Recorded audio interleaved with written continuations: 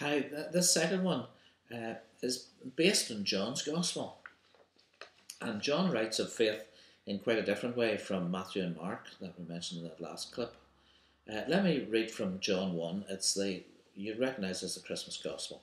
In the beginning was the Word was with God, and the Word was God. He was with God in the beginning.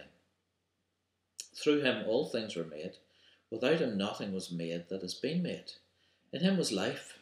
That life was the light of men. The light shines in the darkness, but the darkness has not understood it. There came a man who was sent from God. His name was John.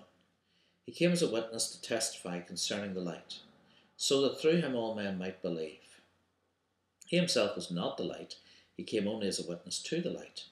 The true light that gives light to every man was coming into the world. He was in the world, and though the world was made through him, the world didn't recognize him. He came to that which was his own, but his own did not receive him. Yet to all who received him, to those who believed in his name, he gave the right to become children of God. Yet to all who received him, to those who believed in his name, he gave the right to become children of God.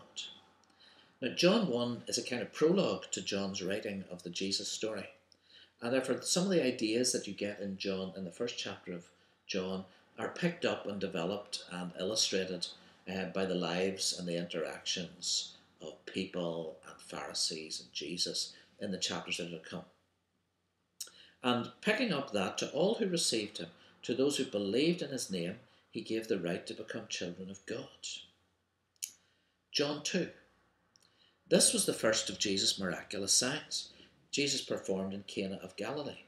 He thus revealed his glory, and his disciples put their faith in him.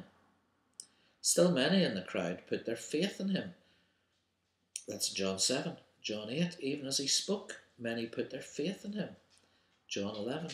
Therefore many of the Jews who had come to visit Mary and had seen what Jesus did put their faith in him.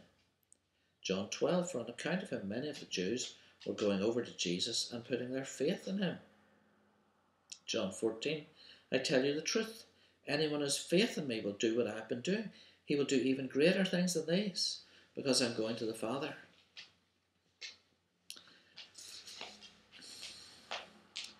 All of us, every person in the world, has their faith is in something.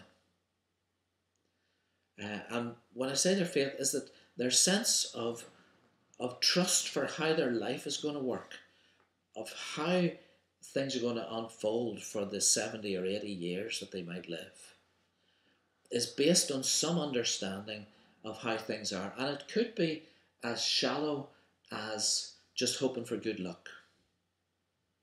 I'm going to go through my life and I'll throw salt over my shoulder and not walk under ladders and keep a black cat tied to the front of the car and try to be nice to people so that I don't bring upon myself bad luck of any kind. And as far as possible, hope that things will work out for me.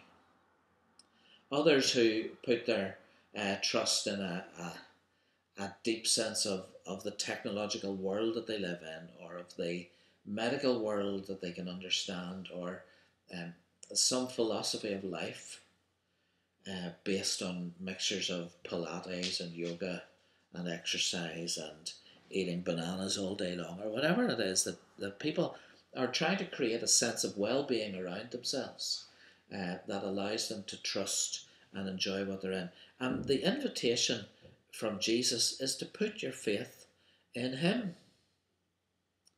Now, I want to go a wee bit deeper with that. And I find this wee story is of a guy called John Patton who worked as a Bible translator for one of those organisations that goes to the far-off corners of the world, probably in previous generations to ours, and translates the Bible, the New Testament, particularly the Gospels, into the language of the local people, especially, well, obviously, if they haven't had that done before. So John Patton was making translation of the Scriptures into the language in this tribal region where he was living somewhere far from civilization. And he discovered, as he learnt their language, because this is a long process, that they had no word for faith. One day he was sitting in the little shed hut that he had built for himself, and he was working away on the Bible, and one of the local people came in. They'd become friends, obviously, and he said he was tired, and John told him to sit down, and he threw himself onto the chair and put his feet up on a stool, and he remarked how good it was to be able to put the whole weight of his life onto this chair and onto this stool. And John Patton had his word for faith: to put the whole weight of his life onto something else and trust it to hold it. That became the word for faith in that part of the world. It's interesting that as the New Testament develops, that people are described, and groups of people are described as being people of faith. So in Acts 6, Stephen is described as a man full of faith. In Acts 11, another man is described as full of the Holy Spirit and faith. Paul goes on to commend groups of Christians for their faith. 2 Thessalonians 1, we thank God always for you, brothers, and rightly, because your faith is growing more and more, and the love everyone has for you has been increasing. Timothy is commended by fighting the good fight of the faith. James commends people whose faith is tested, and it gives perseverance. Faith becomes a foundation of something in your life. And it becomes something so that you can become known as a person of faith. And that should affect all of our being. So that ridiculous things like touching wood, throwing things over our shoulders, hoping that a new start will bring new luck to us, or good fortune to us, or that life is no longer based on those randoms, those things that could be good and might not be good. You know that funeral deaths always come in threes. Well, of course they come in threes, but I mean, depends where you start counting. You just count to three, and now you see 3 people died. You get the Telegraph death notices out and count them out in threes, just to prove it. There's no foundation in any of that. There's no strength for life in any of that. There's nothing that makes us different from the rest of the world in that. But putting our faith, leaning the whole weight of our lives onto Christ, creates a different sort of person. So in work, for example, it'd be great to become known as a person of faith.